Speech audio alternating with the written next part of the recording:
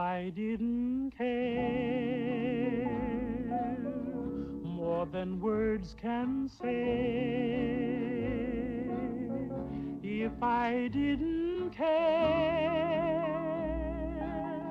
would I feel this way? If this isn't love, then why do I thrill?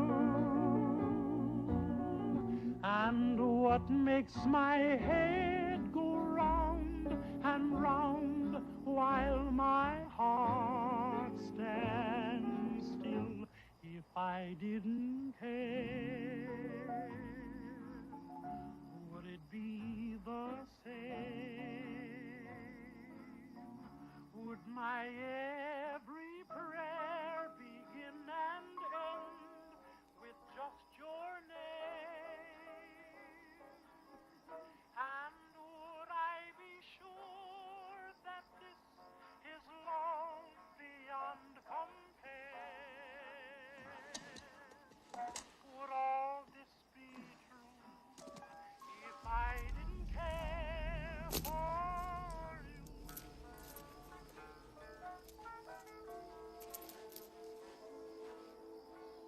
If I didn't care, honey child, more than words can say. If I didn't care, would I... Mr. Dufresne, describe the confrontation you had with your wife the night that she was murdered.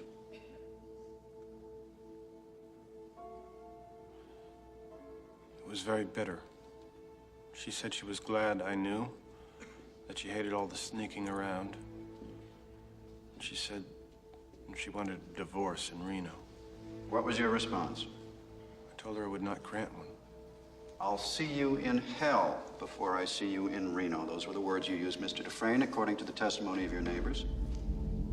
If they say so. I really don't remember. I was upset. What happened after you argued with your wife? She packed a bag. She packed a bag to go and stay with Mr. Quentin. Glenn Quentin, the golf pro at the Snowden Hills Country Club. The man you had recently discovered was your wife's lover. Did you follow her? Went to a few bars first.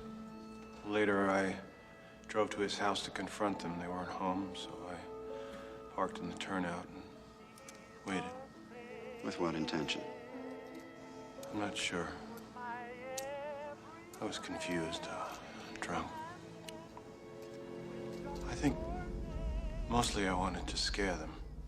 When they arrived, you went up to the house and murdered them. No, I was sobering up. I got back in the car and I drove home to sleep it off. Along the way, I stopped and I threw my gun into the Royal River. I feel I've been very clear on this point. Well, where I get hazy is where the cleaning woman shows up the following morning and finds your wife in bed with her lover, riddled with .38 caliber bullets. Now, does that strike you as a fantastic coincidence, Mr. Dufresne, or is it just me? Yes, it does. Yet you still maintain that you threw your gun into the river before the murders took place. That's very convenient. It's the truth. The police dragged that river for 3 days and nary a gun was found. So there could be no comparison made between your gun and the bullets taken from the blood-stained corpses of the victims. And that also is very convenient, isn't it, Mr. Dufresne? Since I am innocent of this crime, sir, I find it decidedly inconvenient that the gun was never found.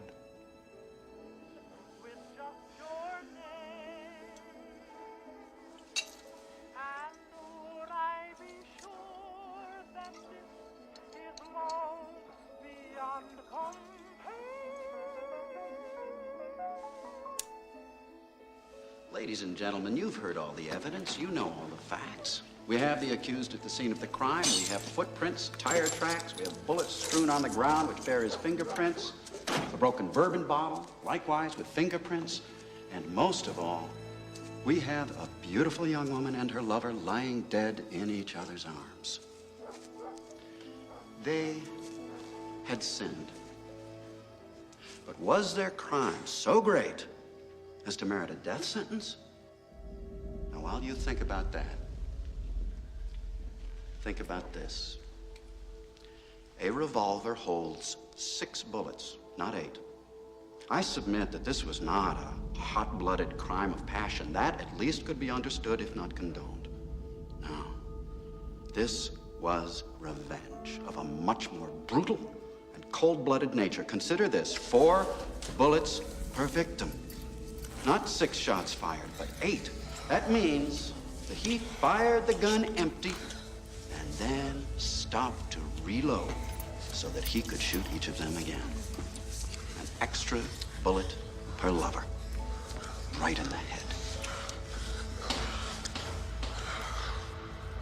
You strike me as a particularly icy and remorseless man, Mr. Dufresne. It chills my blood just to look at you. By the power vested in me by the state of Maine, I hereby order you to serve 2 life sentences back to back. 1 for each of your victims. So be it.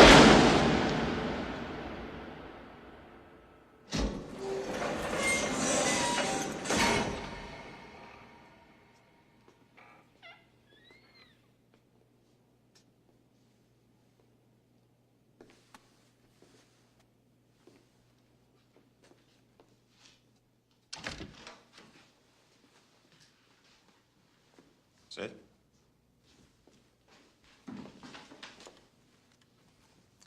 We see by your file you've served 20 years of a life sentence.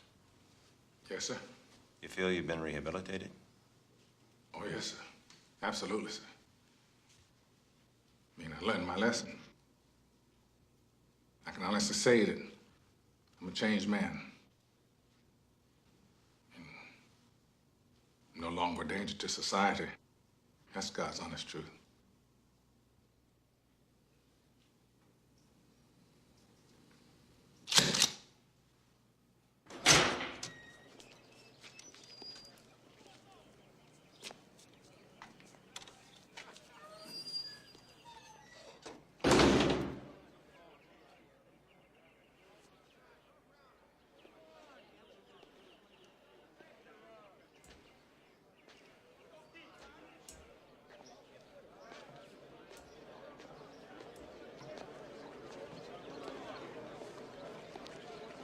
Hey, Red. How'd it go? Same old shit, different day. Yeah. And how you feel? I'm up for rejection next week. Yeah, I got rejected last week. It happened. Hey, Red, pump me a deck. Get the fuck out of my face, will you, man? You went to me for 5 packs already. 4. 5. There must be a con like me in every prison in America. I'm the guy who can get it for you. Cigarettes, a bag of reefer, if that's your thing, a bottle of brandy to celebrate your kid's high school graduation, damn near anything within reason.